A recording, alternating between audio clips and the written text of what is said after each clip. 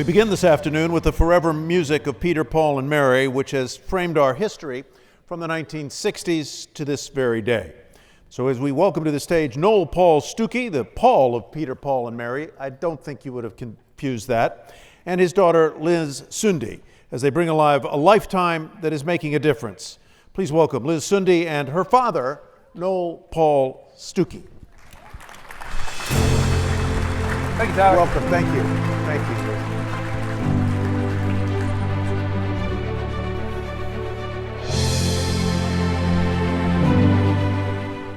Do I have to sing in that key? Yes. My life rolls on in endless song above earth's lamentations. I hear the real, though far off hymn that hails the new creation. Above the tumult and the strife, I hear its music ringing. It sounds an echo in my soul. How can we keep from singing? How can we keep from singing?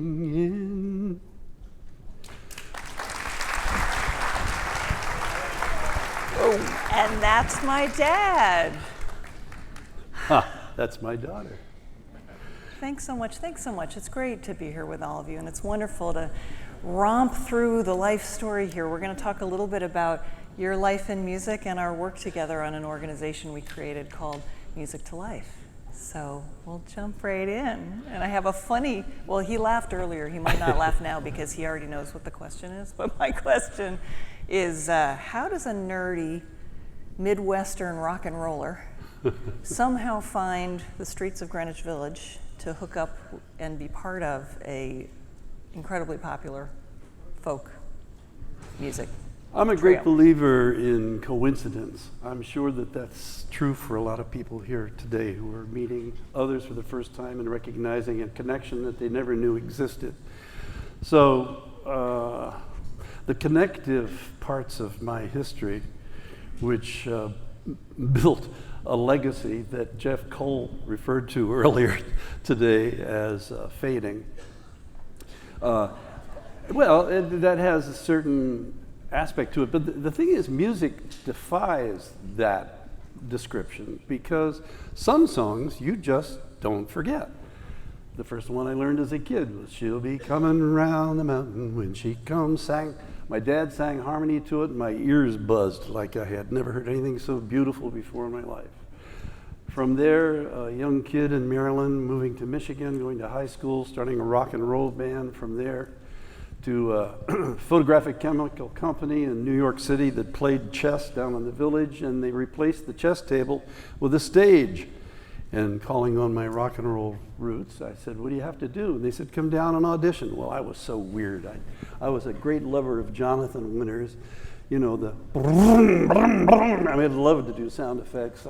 My favorite, of course, was a toilet, but I'll do that for you later. It's a great toilet. And I became a master of ceremonies at the Gaslight.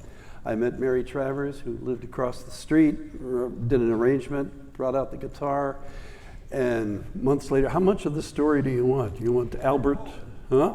Yeah, right? I mean, yeah, let's just okay, keep going. Well, for those of you that are taking notes, the group Peter, Paul, and Mary was actually created in the mind first of Albert Grossman, a manager who later went on to manage Bob Dylan, but that came after the trio that he had conceived of.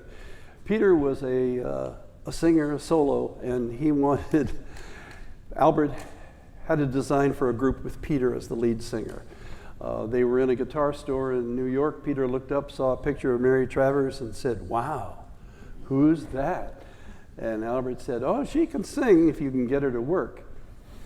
We weren't sure what he meant exactly by that, because she certainly did, as we did for 50 years, work a lot. I think what Albert was referring to was the fact that she was a single mom and doing an incredible job of pulling together income and raising a beautiful daughter named Erica. Well, anyway, I came later. My first name was Noel, last name was Stukey, and though we had the choice of the group name The Willows, which seemed to suit us, being tall and lanky as we were, the Willows, well, anyway, John Court, Albert's associate, suggested, well, you know, if Noel changes his name to Paul, we could call the group Peter, Paul, and Mary.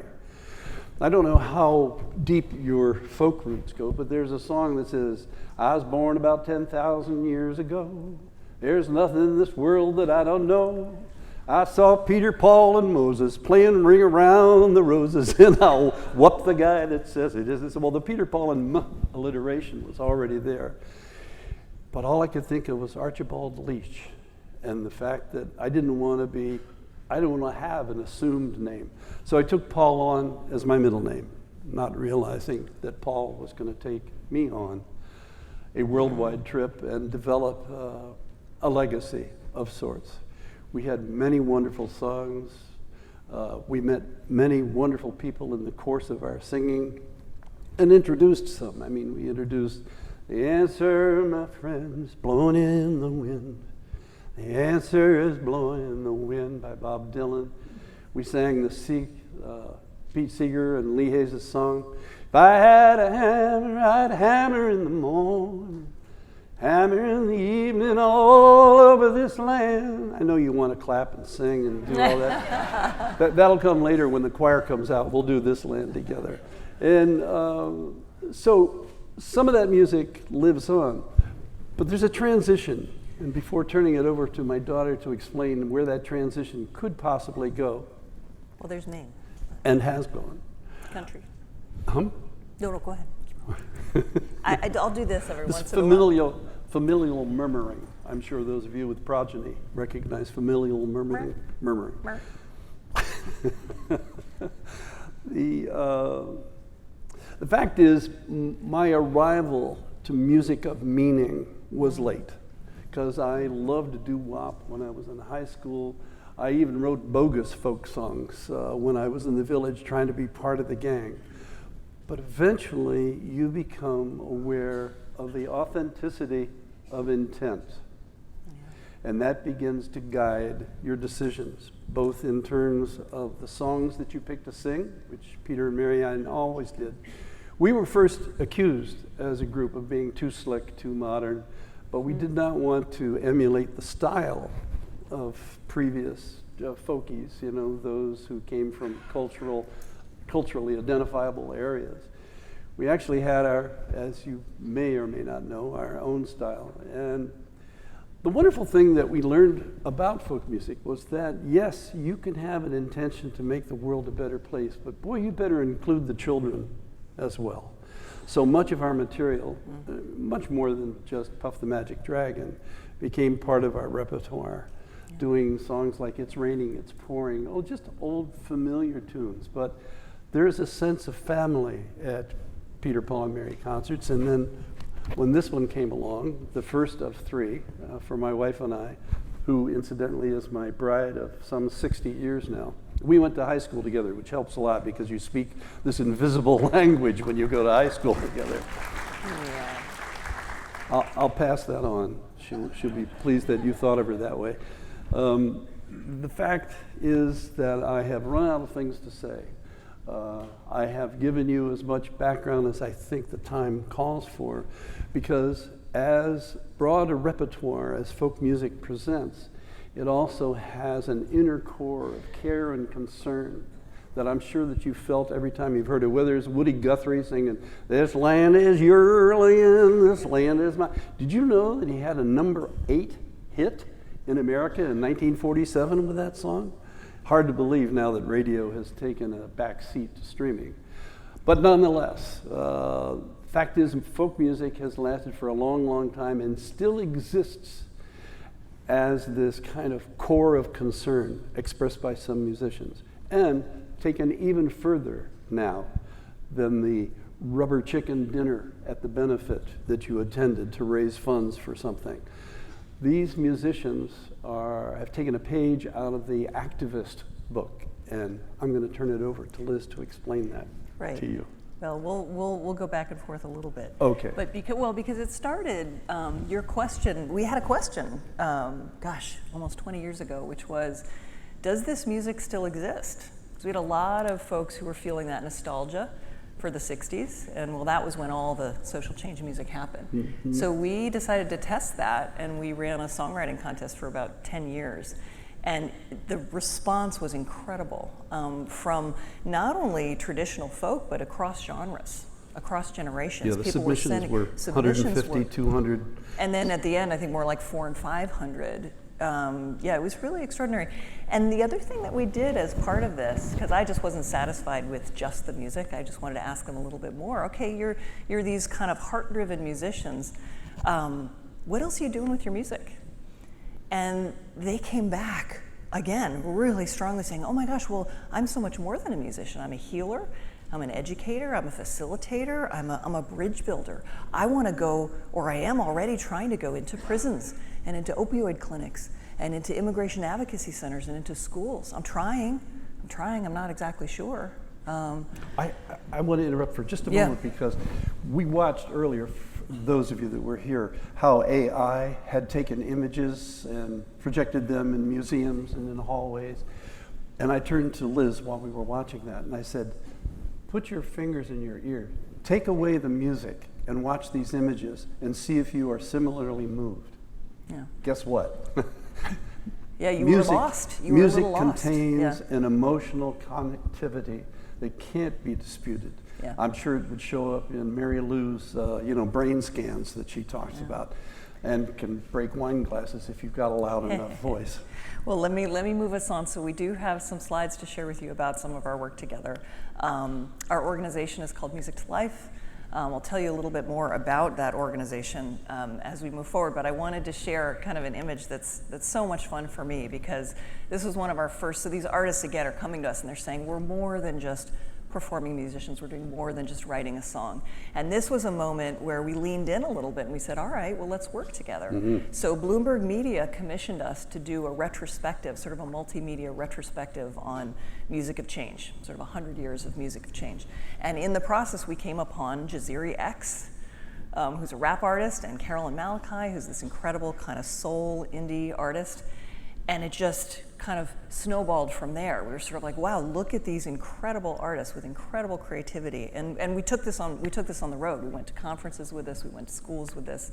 And it still, I feel like, wasn't quite enough because for us to be the producers, we were standing kind of in the middle of the artist and the work that they might want to do. So we started moving into a place where we were helping them realize their own kind of visions and dreams for change. And tell them how specifically that manifested itself. Yeah, well, so we've been a nonprofit for about 5 years now, even though this is a decades-old kind of dream for us. But right now we have the only incubator of its kind for social change musicians to help them become social entrepreneurs.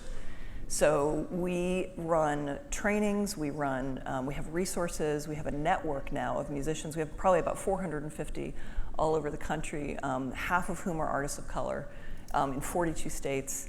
And they are coming to us and asking, how can we create programs of value that are music infused in our communities such that it also returns value to us, so we don't constantly have to sacrifice and volunteer our time to be in these communities we care about, but we can have a win-win, right? And so our program kind of looks like this. This is a really fun, we did this in Huntsville, Alabama.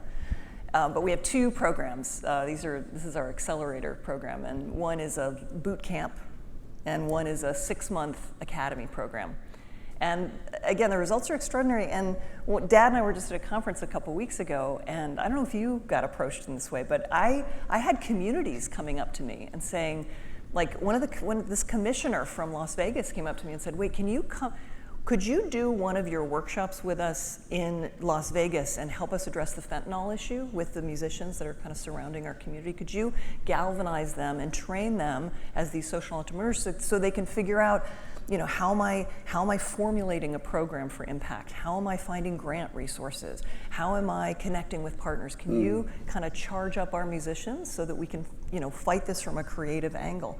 Amazing. And then I understand there's somebody from the Sioux Falls school district here, but we also had somebody working with the Levitt Foundation in Sioux Falls, Idaho, who said basically the same thing. Will you come onto the Rosebud Reservation and work with the native artists there, again, to sort of give them these social entrepreneurial skills so we can really build up their talents? And just amazing. So the fact that it's happening with the artists, but now also we have these communities coming to us is just great. So I have a few examples. We have some more time. So these are artists that are coming to us through our academy program is 6 months. Again, what you see here, this kind of dynamic interplay is so much fun, and we call it a boot camp for musicians. We drop into. We were just in Kansas City. Again, we've been in Boise and Tulsa. But yeah, so let me just introduce one of our academy graduates. So Elisa Harkins is a Native American artist, composer, dancer, choreographer, and her focus is preserving the Cherokee language and indigenous musicology. And so she is just kind of all over the place. She's toured the world with this. She is a DJ on several indigenous radio stations. She goes into schools and does drumming stuff. So she came to us kind of being all over the place. She was like, oh my gosh, this is so important to me. How do I focus? And so we helped her create a strategic business plan to kind of focus her efforts. Frankly, if it's not a terrible word in this circle, brand herself, in the best way possible so that she could really see and measure her impact. Right. Yeah, it's one thing, as I'm sure you would understand, if you achieve national fame through the singing of a song, then your capacity to generate interest in what you do is enhanced. But for those that are driven by a concern for their community, this is an amazing breakthrough for them. It connects them with, I'm not sure that I heard you say, that connects them with agencies in the communities. Correct. That sponsor them. So they may not make an income from royalties generated by songs on records. Actually, nowadays it's Spotify or streaming, but they don't generate income that way. So how are they able to maintain their care for the community? Because music is only recently, I think, been thought of in such healing and directive and corrective terms. I just wanted to interject that. Thank you so much. I really appreciate that. And to tie up Elisa's story, we helped her apply for, and she's now secured a $50,000 grant from the Creative Capital Foundation, which is Andy Warhol's foundation. We're very, very excited for her. So she's well on her way. And all of our students are forever alums, right? So they come back and they're mentors to kind of the next generation of artists that come through our program. So she's super, super inspiring. And then there's Benny. I think you all shared, you shared a virtual stage at one point with Benny. So Benny's, by the way, Elisa's in Tulsa, Oklahoma. Benny is in Toronto.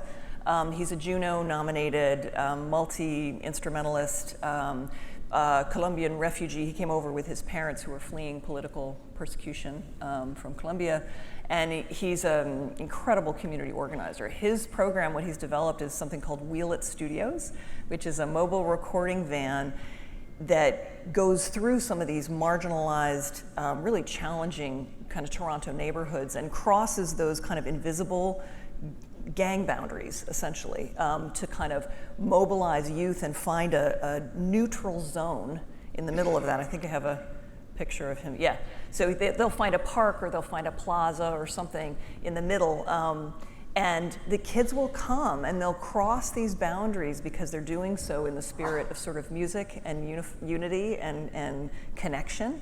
And so he has been able to successfully reduce violence in these communities, and he's being asked, again, he's gone through our program, so at this point he's a graduate of our academy program. He's being asked by the city of Toronto to contract with them to replicate this model.